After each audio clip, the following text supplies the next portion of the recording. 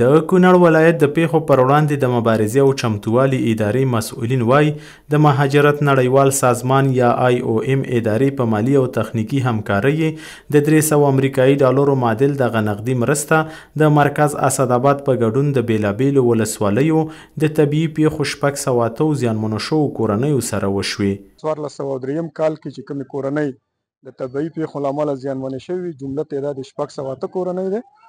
دوی ته ترسره کیږي دا جمعنۍ مرستې وي. د البته د کورنۍ سره پخوا هم هغه بیړنۍ مرستې ترسره شوي وي، نو اوس د جمعې په خاطر باندې دوی سره د جمعنۍ مرستې ترسره کیږي. 300 امریکایي ډالر معادل مرستې دي، نقدي مرستې دي. البته د طبیعي پیښو زیانمنې شوي دا کورنۍ له مرستو اخیستو خوښې دي او وایي د ژمي موسم په راتګ سره ستونزې ډېرې او حکومت او مرستندویه ادارو ته پکار دي چې لا ډېرې مرستې ورسره وکړي.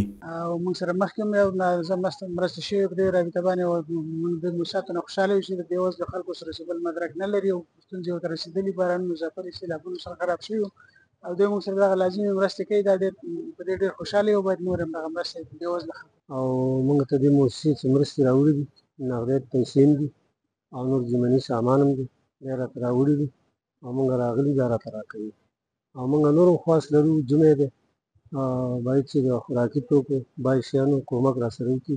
د کونړ پیښو پر وړاندې د مبارزې او چمتووالي ادارې مسؤلین وایي هڅې یې پیل کړي چې طبي پیښو ته پر وخت رسېدنه وکړي او زیانمنو شوو کورنیو سره د خوراکي او غیر خوراکي توکو ترڅنګ پر وخت نقدي مرستې هم ترسره کړي.